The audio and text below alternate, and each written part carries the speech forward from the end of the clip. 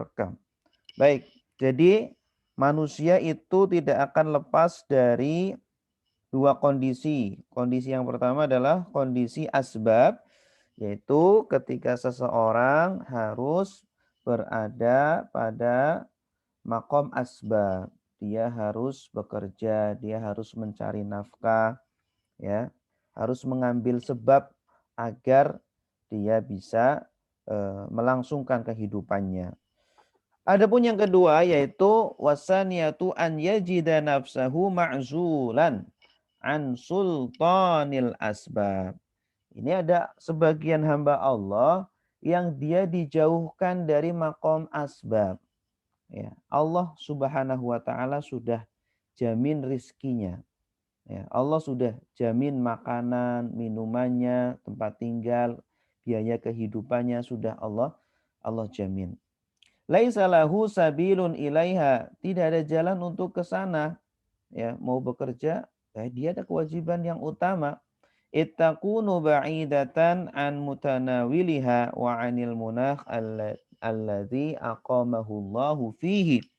Ya, dia dijauhkan oleh Allah dari kondisi tersebut, dari hiruk pikuk pekerjaan, dari berdagang atau bekerja dan sebagainya. Watu sama halatat tajarrud awit tajrid. Kondisi seperti ini dinamakan kondisi tajarrud. Artinya mengosongkan diri dari kesibukan-kesibukan dunia. Fal matlub minal mu'min billahi as-sa'i ila tanfidhi awamirihi. Ya, an yanzura ilal halah allati aqamahu Allahu fiha. Fayata'amalu ma'ahu tibqatil kal halah.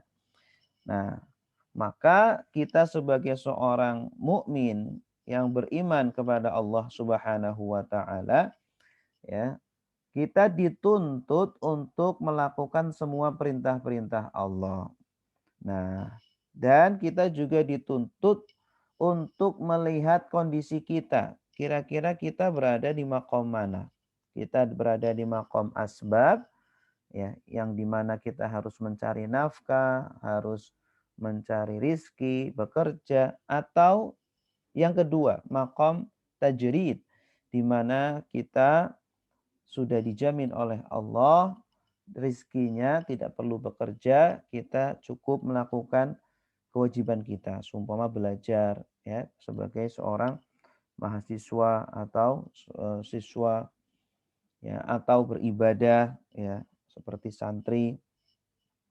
Ay ma yambaghi an yusri'a fayastajiba limazajihi fit ta'amul ma'a nizamil asbab anan wal i'rada anha anan akhar duna an yatabayyana al-hal awil munakh alladhi aqamahu Allahu fihi. Nah, maka kita jangan terburu-buru. Wah, saya makom tajrid sajalah, saya nggak mau bekerja.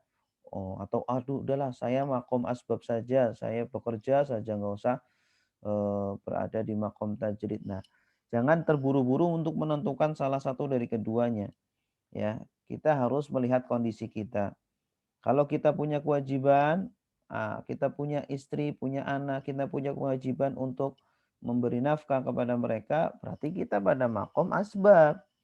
Ya, kita pada makom asbab, kita harus bekerja, jangan di rumah saja walaupun mungkin kita pegang tasbih, berzikir dari pagi sampai sore tidak lepas. Nah, ini salah ya, sedangkan istrinya ditinggalkan, tidak diberi nafkah atau anak-anaknya. Begitupun kalau ternyata kita pada makom tajrid, ya Allah sudah jamin. Contohnya anak kita yang di pondok pesantren, ya sudah dijamin oleh orang tuanya dia itu akan mendapatkan kiriman tiap bulan, makan sudah dijamin, baju sudah dijamin, tempat tinggal sudah dijamin. Ya, kewajiban yang memberikan nafkah adalah orang tuanya. Nah, kewajiban dia apa? Kewajiban dia adalah belajar. Kewajiban dia adalah beribadah. Ya sudah, jangan kemudian anak kita malah kerja atau mencari nafkah. Innahu wal halatu hadhihi innama yata'amalu ma'a hawahu wa mazajihi wa in kanat as-surah allati yudhiruha min nafsihi annahu yastajibu li awamirillah wa ahkamihi.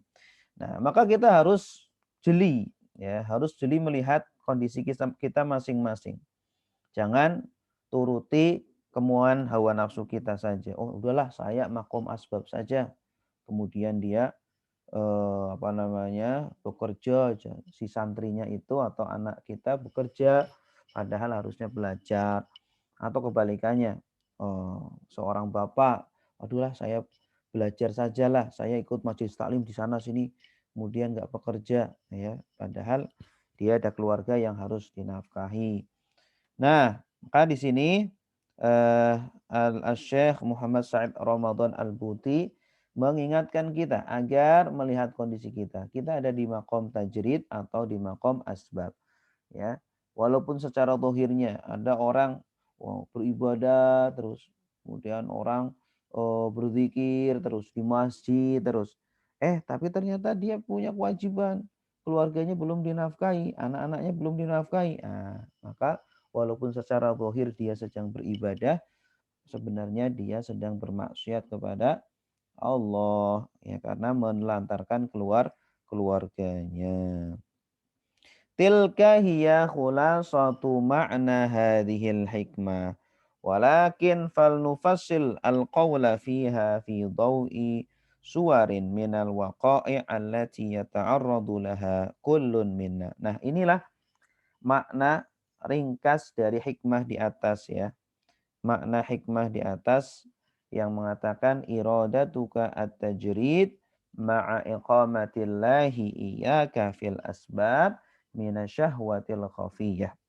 Ya, ketika kamu menginginkan makom tajrid, ya, terlepas dari segala kesibukan dunia, ya, mengosongkan diri hanya untuk beribadah atau menuntut ilmu, padahal Allah sudah tetapkan atau tempatkan kita pada makom asbab, ya, kita harus bekerja, harus mencari nafkah, itu dinamakan syahwat yang tersembunyi. Dinamakan syahwat tersembunyi. Gitu. Rajulun anatallahu bihi mas'uliyata usratin akramahu bizaujatin akramahu ba'da akramahu ba'da zaujati bi auladin idzan fahuwa muhatun bi asbabin tad'uhu ilal bahsi 'anir rizqi wa ilal kadhi fi sabili. Contoh, ada seorang laki-laki yang Allah bebankan kewajiban untuk mengurus keluarga. Ya, dia dimuliakan Allah dengan memiliki seorang istri, memiliki anak-anak, ya. Maka dia diliputi dengan kewajiban untuk mencari nafkah, ya, untuk mencari rizki agar memberikan nafkah kepada keluarganya tersebut. Ini kewajiban. Tasawwar law anna hadzal insan wa huwa yuhawilu an yarqa ila mustawa as-shalah wa taqwa wa ila sa'idit tauhid wa tawakkul 'ala Allah. Ya.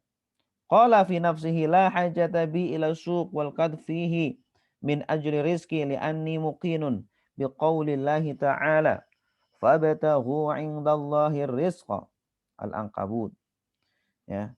Coba bayangkan, kalau ada orang yang semacam ini yang diberi kewajiban oleh Allah untuk memberi rizki kepada keluarganya, kemudian dia berpikir, ya, kemudian dia berpikir, wah, saya setiap hari bekerja, dunia lagi, dunia lagi, dunia lagi.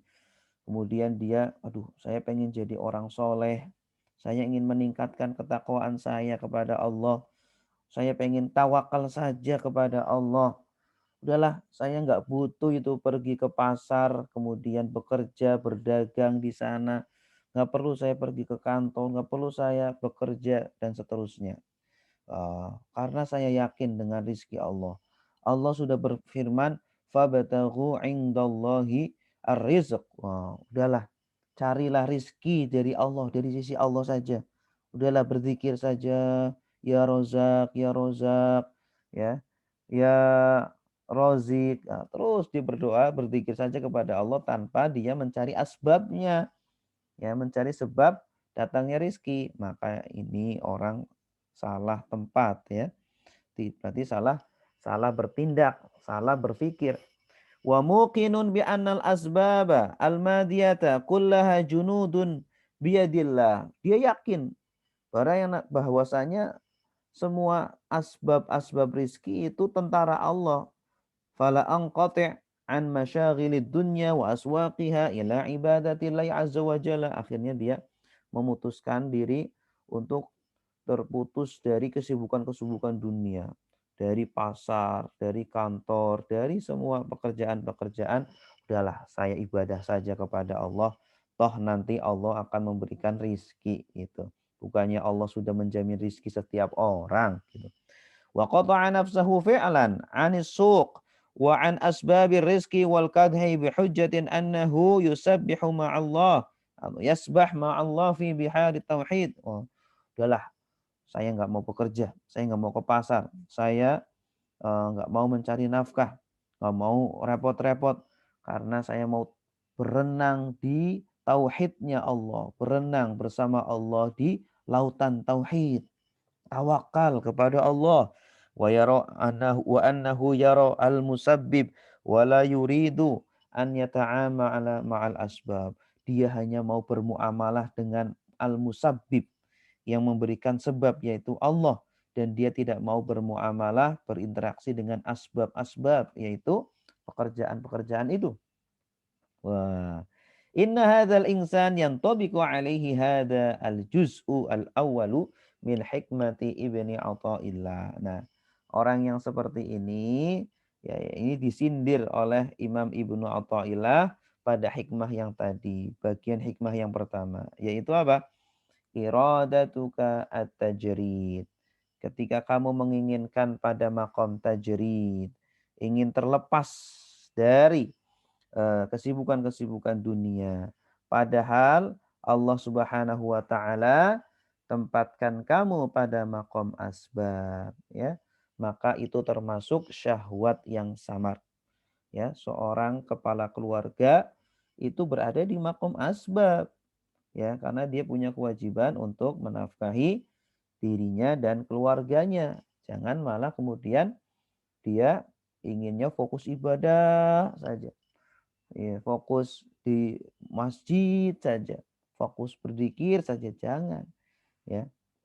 Boleh berzikir, boleh beribadah, tetapi kewajiban utama kita adalah mencari nafkah, ya, bekerja, ke pasar, ke kantor, atau ke sekolah dan seterusnya. Nah, ini yang seperti ini sangat penting sekali, karena seseorang tidaklah bertindak, tidaklah dia melakukan sesuatu kecuali sesuai dengan pemahaman yang ada di kepalanya, ya. Kalau kita luruskan pemahaman yang benar pada kepalanya, maka insya Allah tindakan-tindakannya itu benar juga. Makanya di sini Al-Imam Ibnu Athaillah ingin meluruskan cara berpikir kita sesuai dengan syariat seperti apa. Naqulu lahu alaika qabla kulli syai'in an tanzura fil hal awil munakhi alladhi aqamaqallah. Ya. Kita harus mengatakan kepada laki-laki yang tadi, yang dia itu inginnya terlepas dari kesibukan-kesibukan dunia, inginnya itu ibadah saja, tidak mau bekerja. Kita harus mengatakan kepada dia, kamu lihat posisi kamu itu pada makom apa? Apakah Allah tempatkan kamu pada makom kamu tidak perlu bekerja, nanti rezeki datang sendiri. Ya, seperti anak kamu di pesantren itu, nggak usah bekerja, udah belajar saja, ibadah saja. Atau para mahasiswa yang mendapatkan beasiswa, udah belajar saja, nggak usah bekerja. Apakah kamu makomnya di situ, atau makomnya kamu harus bekerja, kamu harus memberikan nafkah? Laqad aqamaka tahta sultanin min alamil asbab. Allah itu sudah meletakkan kamu pada makom asbab. Wa dzalika indama ja'ala minka zaujan li zaujatin. Ketika kamu menikah, kamu nanti punya istri, itu artinya kamu sudah berpindah makom, ya. Makom kamu adalah makom asbab, kamu harus cari rizki, kasih nafkah ke istri. Wa indama ja'ala minka aban li auladin wa indama anata bi'unuqika mas'uliyata i'alatihim jami'an. Tuh, ketika Allah membebankan di pundak kamu tanggung jawab keluarga, anak-anak, istri, ya. Fa idza a'radta an hadhil hal allati aqamaka fiha litattakhidha hadhil mauqif fa'lam annaka fi dhahir tumarisu at-tauhid. Kalau kita kalau kamu kemudian ingin keluar dari kondisi yang tadi, sebenarnya Allah tempatkan kamu harus bekerja mencari nafkah, tapi kamu malah ingin keluar, ingin bebas dari pekerjaan, dari kesibukan-kesibukan dunia, hanya ingin beribadah saja, ya. Secara zahir sih kamu sedang berada pada tauhid kepada Allah, sedang meningkatkan keimanan, ketakwaan kepada Allah Subhanahu wa taala. Secara zahir yang bagus. Oh, itu orang laki-laki hebat banget ya, tiap hari ke masjid, tiap hari ibadah, secara zahir memang seperti itu. Tetapi wa fil batin tar'a hawa nafsaka. It tumatti'uha bi syahwatin min syahawatihal khafiyah ghairi al-mu'lanah.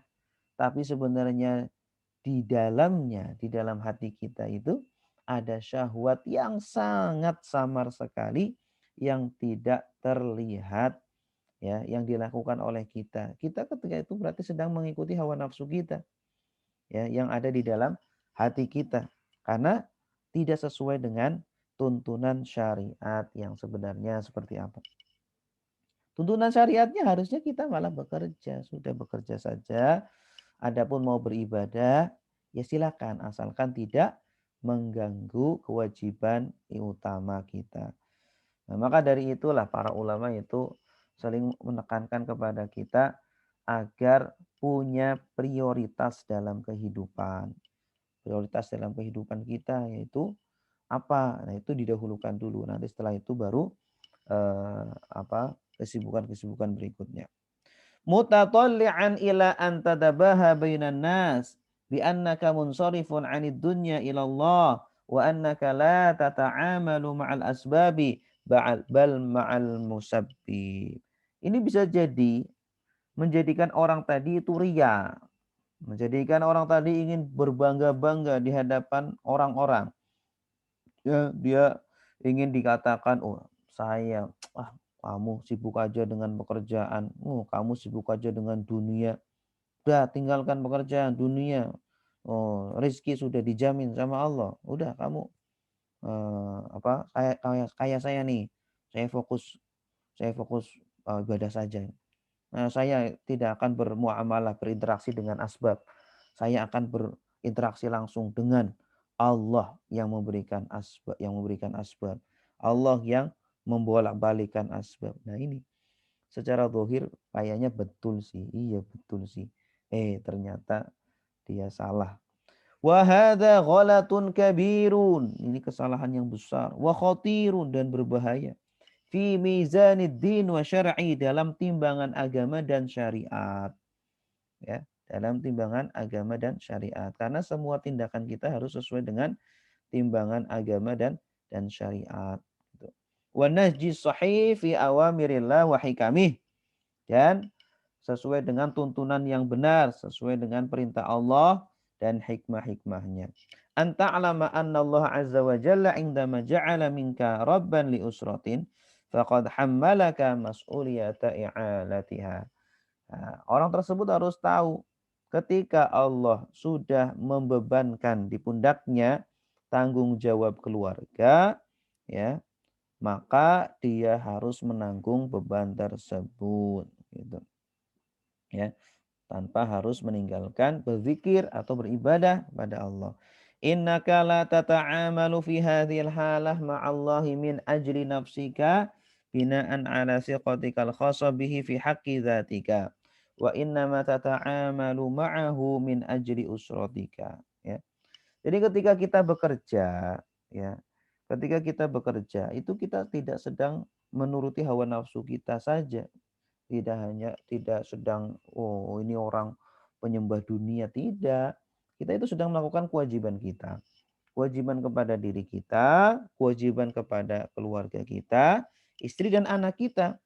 Wa idza kana laka an taz'um bi annaka tamliku min athiqati billah fi haqqi nafsika ma yaj'aluka tu'ridu 'anid dunya, ya. Kemudian kalau ada orang dia berprasangka, saya udahlah percaya saja sama Allah, rizki akan datang sendiri, Allah sudah jamin kepada saya. Kemudian saya mau berpaling dari dunia. Nah, kalau ada orang yang mengklaim bahwa dia ingin berpaling dengan dunia, kemudian dia ingin meninggalkan pekerjaan, dia hanya mau ibadah saja, ya. Wa tanqatul ibadah wa ta'a fa bi ayyi haqqin tajuru zaujaka wa auladaka ila misli hadhihi thiqah. Kalau kamu memang yakin seperti itu, ya, keyakinan kamu seperti itu, terus kenapa kamu menelantarkan istri kamu? Kenapa kamu melantarkan anak-anak kamu? Ya. Kenapa kamu memaksa istri dan anak kamu untuk udah percaya saja kepada Allah, tidak perlu kita mengambil asbab. Wa ila misli hadza zuhdil ladzi irtadaitahu li nafsika. Sebenarnya kamu itu sedang menuruti hawa nafsu kamu saja, ya. Hanya mengikuti hawa nafsu kamu saja, memaksakan kehendak kehendak orang lain, memaksakan istri agar udahlah percaya saja sama Allah, nggak perlu bekerja, memaksakan kehendak anak-anak, seperti itu, ya.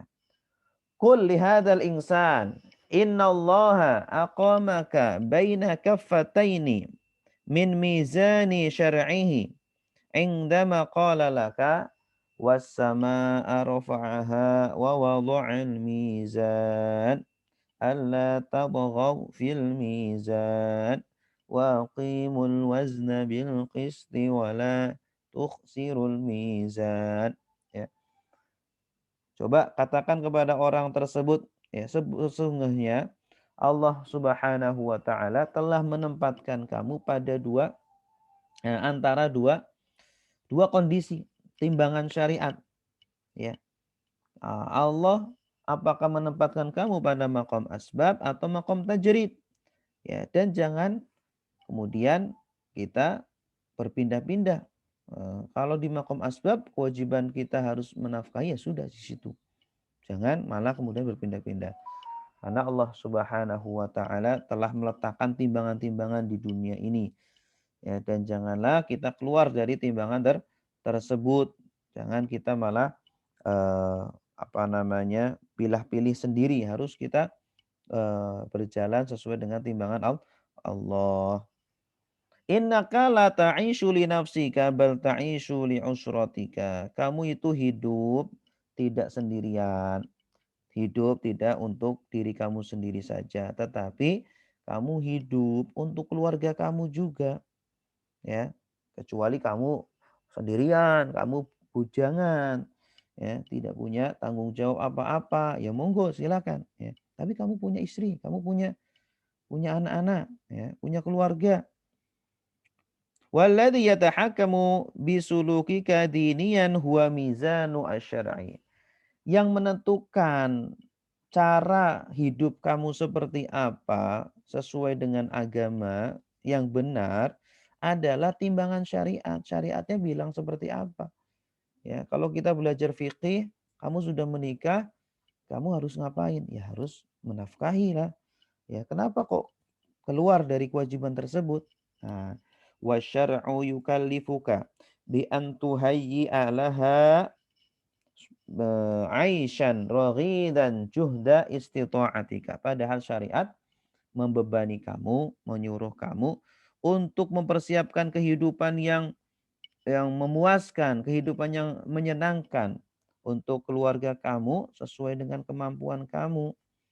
Ya, jadi kalau kita ingin bertasawuf atau ingin bertazkiyatun nufus yang benar, maka sesuaikan juga dengan ilmu fikihnya juga, dengan hukum syariatnya juga.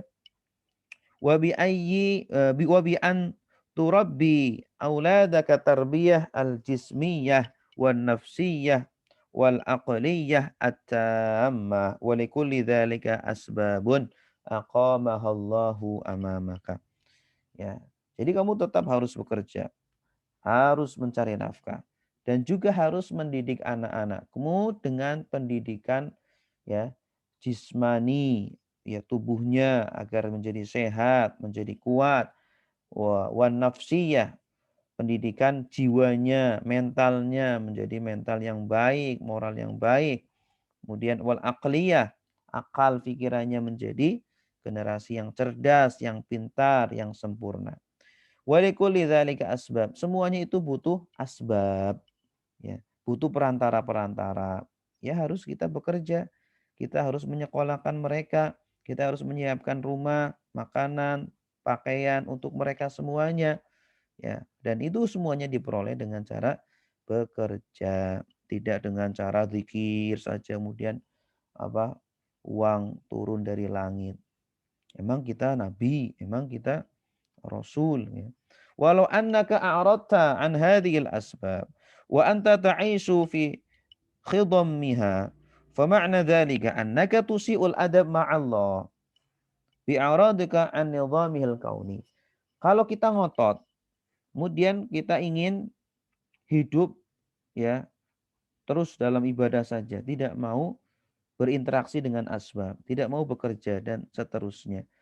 Maka itu artinya kita sedang bersu'ul adab. Kita sedang su'ul adab dengan Allah Subhanahu wa taala. Kenapa? Karena kita telah berpaling dari ketentuan Allah Subhanahu wa taala. Kita telah berpaling pada aturan yang ada di alam semesta ini yang Allah terapkan di alam semesta ini. Kita telah melanggar aturan Allah, ya. Walaupun secara zahirnya kita beribadah, kita berzikir, kita eh, fokus untuk akhirat saja, namun sebenarnya kita telah melanggar aturan Allah. Yaqulu lakallah sabiluka ila riayati ahlika anta turuqa babal asbab. Ya. Nanti Allah akan berkata, jalan kamu itu mengetuk pintu-pintu asbab. Kamu bekerja mencari nafkah. Jalan kamu di situ. Nah, bukan malah seperti itu. Fa idza qulta la ana la atrukul abwab bal atruku babaka mubasyaratan. Kalau kemudian dia menjawab, ya Allah enggak, saya enggak mau mengetok pintu asbab, enggak mau mengetok pintu bekerja. Saya mau mengetok pintu kamu langsung ya Allah. Minta uang langsung minta kepada Allah. Minta rizki langsung minta kepada Allah. Tidak melalui asbab-asbabnya. Nah ini. Yaqulu laqallah da'ka minal qafsi al-mubashir ila babi wasir ilahi an tariqi ma aqulu laka. Nanti Allah akan mengusir kita. Nah, mengusir kita. Jangan kamu langsung melompat ya. Istilahnya itu melompat. Qafs. Berarti kamu itu melompat dari satu tempat ke tempat lain langsung menuju ke pintunya Allah Subhanahu wa taala. Nanti Allah akan mengusir kamu. Udah, kamu sana pergi ke jalan yang sudah aku katakan kepada kamu, ya. Artinya seperti kalau orang sedang mengantri, itu jangan langsung nyerobot, ya. Dia itu mau menyerobot. Padahal sudah ada aturannya kalau mau dapat sesuatu ya harus ngantri dulu dari belakang sana, jangan malah nyerobot. Ini ingin nyerobot, ya. Ingin nyerobot. Ingzil ila suq, tashtagil, iqdah, tajir, urzu, izra, usluk, subul allati yaftahuha Allahu azza wa jalla amamaka. Hadha huwa an-nahju alladhi ulzimuka bihi. Nah, nanti Allah akan bilang, sana kamu pergi ke pasar, sana kamu bekerja, sana kamu mencari nafkah, sana kamu berdagang, sama kamu menanam, bertani. Wah, nanti diusir sama Allah, disuruh untuk bekerja, untuk ya, seperti itu. Nah, walaupun secara zahirnya malah kita mau beribadah. Allah sudah membuka itu semuanya, sudah menjelaskan semuanya jalannya seperti apa, ya. Kalau kamu melakukan asbab-asbab tersebut justru malah itulah yang diwajibkan oleh Allah kepada kita semuanya. Fa idza jaa man yaqul limadzal asbab. Nah, kalau ada orang yang berkata, kenapa kok harus ada asbab-asbab itu? Harus ada pekerja, harus ada asbab. Ana ma'al musabbib. Naqulu lahu. Ya. Kalau ada orang yang mengatakan, kenapa harus ada asbab-asbab sih? Saya mau langsung kepada Allah saja lah yang memberikan asbab. Kita katakan kepada dia, innaka wa anta fi hadzal munakh alladzi aqamaqallahu fihi tusiul adab ma'ahu azza wa jalla tahqiqan li syahwatika al khafiyah. Ya. Kalau ada orang yang ngotot ingin langsung kepada Allah saja, tidak mau melalui perantara-perantara asbab, maka kita katakan kamu itu ada pada makom kedudukan di mana kamu harus eh, mengambil asbab, di mana kamu harus melakukan asbab-asbab itu agar mendapatkan rizki, agar mendapatkan karunia dari Allah. Kalau kamu ngotot ingin langsung kepada Allah, berarti kamu su'ul adab kepada Allah. Karena kamu sebenarnya mengikuti hawa nafsu yang tersembunyi, yang samar. Kama qala Ibnu Athaillah rahimahullah. Sebagaimana Ibnu Athaillah katakan. Walihadzal laun minal inhiraf suwarun waqi'iyyah katsiratun wa namadhiju satta wal nadhkur minha ba'dal amsilah. Nah, sebenarnya banyak sekali contoh-contoh ya atau fenomena-fenomena yang berkaitan dengan hikmah tadi ya dalam kehidupan kita sehari-hari. Salah satu contohnya tadi yang kita contohkan yaitu seorang laki-laki yang sudah dibebani tanggung jawab keluarga, harusnya dia bekerja, namun dia malah meninggalkan pekerjaan dengan berdalih bahwa dia ingin mencari rizki langsung kepada Allah. Udah langsung aja berzikir, beribadah. Oh, ya Rozak, ya Rozak, ya Fatah, ya Fatah. Nah, nanti kemudian Allah ngasih rizki. Nah ini salah. Karena apa? Karena dia makomnya adalah makom asbab. Maka dia harus bekerja. Dia bukan makomnya tajrid. Ya, seperti santri atau seperti mahasiswa yang sudah dijamin oleh orang tuanya untuk belajar atau untuk beribadah di pesantren atau di sekolah. Jadi jangan malah dibalik. Wallahu a'lam bishawab. Demikian yang bisa kami sampaikan pada pertemuan pagi hari ini. Masih banyak insya Allah kita lanjutkan pada pertemuan Selasa berikutnya. Bagi Bapak Ibu yang mau bertanya, saya serahkan kepada moderator pada santri. Silakan, Mamang. Baik, terima kasih kepada materi kita pada pagi hari ini. Mungkin bagi pada teman-teman atau peserta yang ingin mau bertanya mengenai materi tadi, yang bisa langsung diaktifkan mic-nya, langsung bertanya kepada beliau. Terima kasih.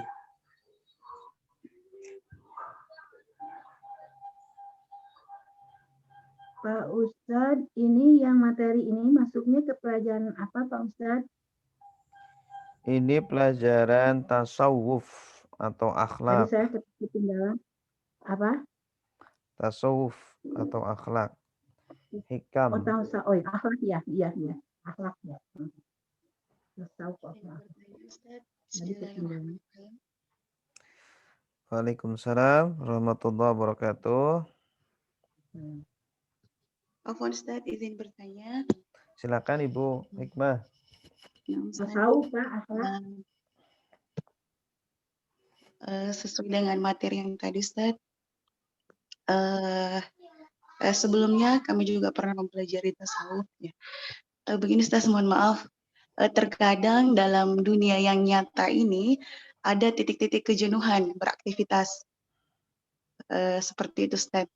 Jadi kadang ada perasaan sering muncul, maunya tinggal di pondok aja seperti dulu waktu masih di pondok. Menghindar dari aktivitas dunia yang penuh dengan macam-macam bumbu-bumbunya seperti itu, Ustaz. Apakah ini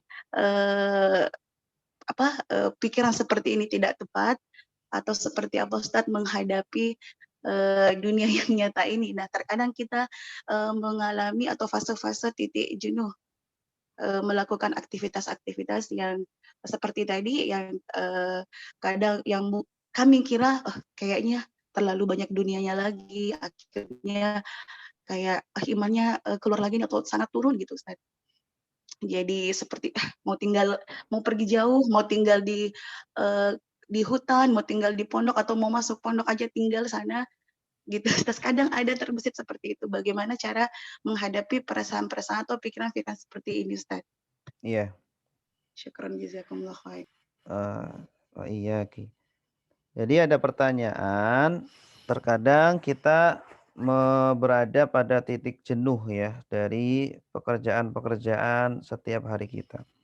Ada yang sebagai dokter, setiap hari rutinitasnya rumah sakit, rumah sakit, rumah sakit. Ada yang sebagai karyawan, rumah kantor. Ada yang sebagai apa. Nah, jadi memang manusia memiliki sifat yang seperti itu. Hampir semua manusia seperti itu. Diberikan oleh Allah sifat kebosanan, ya. Makanya Allah Subhanahu wa taala pun membolehkan kepada kita untuk berjalan-jalan di atas muka bumi ini, ya. Famshu fi manakibiha, kata Allah. Maka berjalanlah di penjuru-penjuru bumi ini. Jadi boleh kita itu refreshing. Refreshing itu tidak haram, ya. Bahkan diperintahkan oleh Allah, famshu fi manakibiha. Berjalanlah di penjuru-penjuru bumi. Mungkin ada tempat-tempat yang belum kita kunjungi, ya, atau mungkin bahkan pernah dikunjungi tapi sudah lama nggak dikunjungi, kita menjadi refresh lagi, ya. Seumpama kita di kota hidupnya kanan kiri semuanya bangunan-bangunan, gedung, pohon, tanaman sudah jarang, ya. Udara juga kalau di kota panas. Nah, ketika kita ke kampung atau ke pegunungan atau ke pantai, ya, menjadi refresh lagi. Nah, lakukanlah seperti itu, Ibu. Itu salah satu caranya agar bisa mengusir kejenuhan-kejenuhan tersebut. Makanya di dalam bekerja itu kan aturannya kan tidak boleh kita bekerja tanpa berhenti gitu ya. 7 hari terus bekerja tidak berhenti-berhenti. Perlu kita itu ada waktu liburnya ya, seminggu sekali libur. Nah, seminggu sekali libur itu digunakan sebaik-baiknya ada waktu untuk refreshing ya. Baik itu refreshingnya dengan keluar jalan-jalan keluar kota atau tidak harus keluar kota, mungkin di kota kita ada kegiatan-kegiatan agama, seumpama ada daurah, ya, kita seperti santri lagi lah. Ada mungkin mabit, ya, malam bina iman dan takwa, kita bisa seperti santri lagi walaupun cuma semalam saja gitu. Atau mungkin daurahnya mungkin lebih dari 1 hari, bisa jadi 1 minggu, asalkan tidak mengganggu ya atau menjadikan terbengkalainya kewajiban kita, itu dibolehkan saja, silakan gitu ya. Lagian kita pun jangan bekerja terus ya. Kita harus ada dalam 24 jam itu ada waktu untuk belajar ya. Karena kita pun ada ilmu-ilmu yang harus dikuasai. Ada ilmu-ilmu yang harus difahami. Jangan sampai kita buta dengan hal tersebut ya. Dalam ilmu fikih ada hal-hal yang harus kita fahami. Ya, kita harus tahu hukumnya seperti apa. Karena apa? Pengetahuan itu adalah pengetahuan basic dan dasar. Ya, dalam ilmu tauhid kita juga harus mengetahui pengetahuan basic pada ilmu tauhid. Dalam ilmu tajwid juga kita harus bisa baca Quran yang benar. Ya, walaupun tidak harus mendalam mahir, tidak harus sampai tingkatan seperti itu. Nah, itulah cara Allah Subhanahu wa taala agar kita tidak bosan dengan kehidupan sehari-hari kita. Ya, jadi di dalam Islam itu ada waktu untuk ibadahnya, ada waktu untuk bekerjanya. Nah, itu dijadikan seimbang gitu. Sebagai seorang suami atau sebagai seorang istri ya, tetap wajib untuk bekerja karena dia berada pada makom untuk bekerja. Tetapi bukan berarti kemudian dia sama sekali tidak beribadah. Bukan sama sekali dia tidak belajar, tetap dia belajar, tapi tanpa merusak kewajiban dia sebagai kepala keluarga atau sebagai orang tua. Begitupun yang namanya anak ya, yang namanya anak pun, yang namanya santri seumpama atau mahasiswa yang sudah dijamin oleh Allah, ya sudah dia fokus dengan belajarnya. Mungkin dia bosan dengan belajar, makanya ada refreshing, jalan-jalan. Ya, tapi jalan-jalannya yang mendidik. Ya, makanya ada apa itu namanya holy tour gitu ya. Jalan-jalan ke tempat-tempat bersejarah yang religius, dia bisa belajar dari situ gitu ya. Hanya cara belajar tidak hanya di kelas saja, belajar bisa di outdoor ya, bisa di mana saja dengan praktek ya. Bagaimana dia praktek bekerja, makanya ada apa namanya itu anak-anak kalau praktek bekerja itu apa namanya. Nah, itu perlu anak-anak juga belajar nanti ketika dia sudah berpindah dari makom tajrid ke makom asbab, dia bisa langsung menyesuaikan. Begitu. Jadi ketika dia menikah, dia langsung bisa bekerja dengan benar. Seperti itu. Nah, makanya juga Allah Subhanahu wa taala selain membolehkan kita refreshing, kemudian kita juga diwajibkan untuk beribadah setiap hari, diwajibkan untuk menuntut ilmu. Selain itu Allah Subhanahu wa taala juga memberikan kita Al-Qur'an, memberikan kita zikir-zikir, doa-doa itu dibaca. Ya, itu dibaca karena itu akan mengusir kejenuhan kita. Ya, akan menjadikan kita itu akan refresh lagi gitu ya. Nah, ketika kita bisa mengatur dengan baik porsi-porsinya tersebut ya, insya Allah tidak ada rasa jenuh dalam kehidupan kita. Dan ingat, kita lihatlah kepada orang-orang yang tidak lebih beruntung dari kita ya. Ketika kita berada di sebuah kedudukan pada makom, pandai-pandailah kita bersyukur kepada Allah Subhanahu wa taala. Alhamdulillah saya bisa bekerja seperti ini, bisa sibuk seperti ini. Betapa banyak orang-orang yang mau bekerja namun tidak dapat pekerjaan. Betapa banyak orang-orang yang mau makan tidak ada makanan, tidak ada. Jadi pada intinya adalah irdo bima qasamakallahu lak. Bima qasamallahu lak. Selalulah ridho dan selalulah qanaah menerima dengan bagian yang sudah Allah bagi kepada kita. Ya. Allah kasih pada kehidupan seperti ini, ridholah. Allah kasih rizki segini, ridholah. Pekerjaan segini, ridholah. Nah, insya Allah dengan setiap dari kita memiliki prinsip seperti itu, ridho dengan yang ada. Ar-ridho bil mawjud. Ya, jangan mencari-cari yang tidak ada. Insya Allah kehidupan kita akan dalam kehidupan yang selalu senang, selalu bahagia, selalu tersenyum. Insya Allah seperti itu. Gitu. Irda bil mawjud wala tas'al al mafqud, kata guru kita. Irda bil mawjud, ridholah dengan sesuatu yang ada dan jangan mencari-cari yang tidak ada. Nah, yang ada di depan kita seperti ini ya sudah, kita nikmati yang ada di depan kita. Jangan malah mencari-cari yang tidak ada. Seperti itu. Insya Allah akan menjadikan kita semakin menjadi hamba Allah yang semakin dicintai oleh Allah. Ya, walaupun mungkin kita tidak seperti orang-orang yang 24 jam selalu berzikir, 24 jam selalu di masjid. Tapi pekerjanya kita itu ibadah juga. Ya, dalam sebuah hadis ya dijelaskan bahwa barang siapa yang amsa, yang pulang sore dari bekerja dalam kondisi letih, lelah ya, dari pagi sampai sore bekerja, maka amsa maghfuron lah, maka dia pulang ke rumah dalam kondisi diampuni dosa-dosanya oleh Allah Subhanahu wa taala. Asalkan pekerjaannya halal dan dia niatkan untuk beribadah, maka pekerjaan yang secara zahir orang-orang melihat itu bukan ibadah, tapi itu bisa bernilai ibadah insya Allah. Wallahu a'lam bishawab.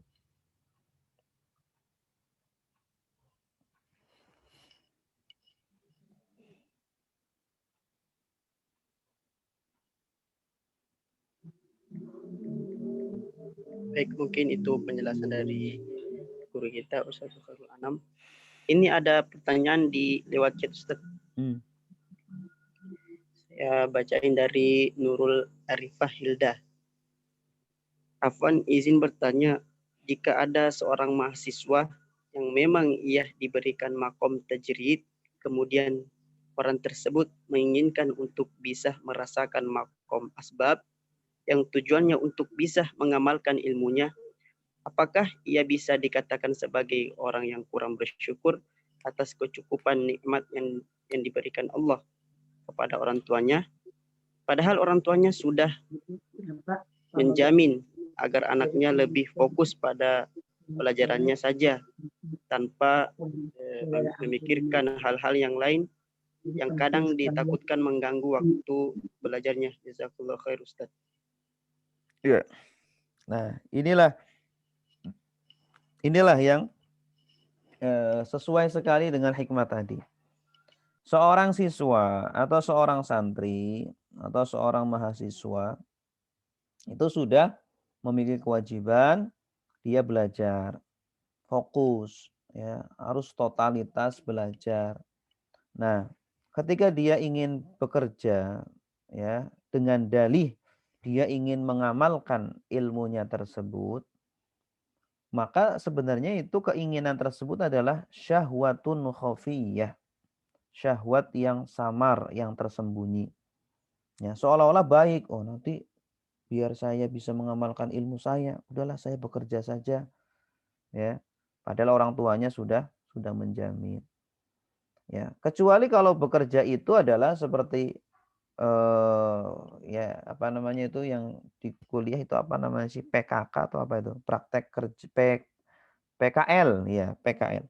Praktek kerja lapangan yang memang itu program dari kuliah atau program dari sekolah, ya silakan monggo-monggo saja karena tidak akan mengganggu belajar dia begitu. Nah, maka dalam makom tajrid seperti seorang siswa tadi atau santri tadi, dia wajib untuk fokus pada belajar. Jangan malah dia bekerja yang akan merunyamkan atau merusak, mengurangi kualitas belajarnya dia. Ya, betapa banyak saya dulu punya teman-teman di Mesir itu yang mereka sambil bekerja, belajar sambil bekerja. Ya, belajar di Al-Azhar kemudian sambil bekerja. Sebagian ada yang memang tidak diberikan tidak mendapatkan beasiswa dan orang tuanya tidak mengirimi uang sehingga harus bekerja. Ya, kalau kondisi seperti itu ya kita maklumi saja karena kalau dia tidak bekerja tidak bisa makan. Tapi tidak sedikit yang sebenarnya sudah cukup, ya. Sudah cukup, ya. Biaya hidup di Mesir karena alhamdulillah di sana di Mesir biaya hidup sangat murah dan beasiswa tersedia banyak. Tapi dia ingin lebih, pengen HP-nya di-upgrade gitu ya. Pengen bajunya yang mewah, pengen kalau ke kampus naiknya naik taksi, tidak naik bis. Nah, ini syahwat khafiyah ini namanya. Ya, ini syahwat khafiyah. Ya, padahal guru kita dulu selalu mengatakan, kamu kalau lagi nuntut ilmu, itu jangan biasakan hidup mewah.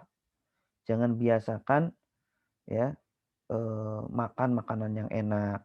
Jangan biasakan tidur ya di tempat yang enak, kasurnya yang empuk, yang apa. Kemudian jangan biasakan yang enak-enak lah. Tapi biasakan yang rekoso-rekoso, yang susah-susah gitu. Kenapa? Karena dengan rekoso-rekoso tersebutlah ilmu akan menancap. Ya, dengan rekoso tersebutlah ilmu itu akan menghujam di kepala kita ya sehingga kita itu bisa sukses dalam belajar kita seperti itu. Dahulu para ulama sampai berjalan kaki loh. sampai berjalan kaki dari satu negara ke negara lain. Itu tidak berhari-hari, bahkan sampai berbulan-bulan mereka menempuh perjalanan. Jadi sulit, mereka itu sulit mengalami kesulitan itu. Nah, sehingga mereka menjadi ulama-ulama besar ya karena itu. Nah, sekarang betapa banyak orang yang menuntut ilmu inginnya semuanya itu mewah, semuanya dipermudah semuanya. Nah, akhirnya apa? Mereka tidak serius dalam menuntut ilmu, dalam belajar, akhirnya tidak sukses dalam belajarnya. Gitu. Nah, wallahu a'lam bishawab.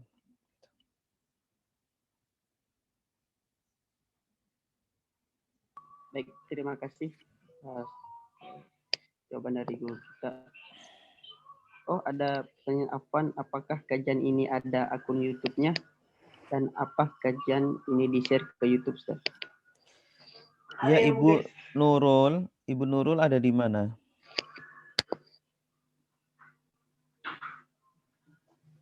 Ibu Nurul Arifah? Jawa Tengah, Pak. Jawa Tengahnya mana? Di Tegal. Oh, Sama. Sama satu kampus bareng Ustadz. Satu kampung, Pak Ustadz. Tegalnya mana? Tegalnya Tegal Kota. Kota mana? Kota Tegal. Ya, Ibu ikut grup itu WA-nya enggak? Saya ikutnya yang ngaji tafsir. Yang Al-Munir. Ya, insya Allah di grup Masjid Tafsir kita nanti share YouTube-nya, link YouTube-nya. Kalau bisa Ibu gabung juga di grup ngaji Al-Hikam juga dan ngaji Sirah. Jadi kita ada 3 pengajian insya Allah. Hari Selasa itu ngaji Hikam, hari Kamis ngaji apa? Sirah ya. Sirah Nabawiyah. Sirah, kemudian hari Sabtu ngaji tafsir Al-Maraghi insyaallah. Ya Ustadz, nanti mungkin boleh di-share link grup yang lain ya Ustadz ya. Insyaallah. Kepada para peserta atau teman-teman sekalian, telah meluangkan waktunya untuk belajar pada pagi hari ini. Mungkin ada lagi, kalau misalnya nggak ada lagi, insyaallah kajian pada teman-teman lagi yang terkendala masalah materi atau ingin bertanya masalah materi yang tadi disampaikan oleh kita.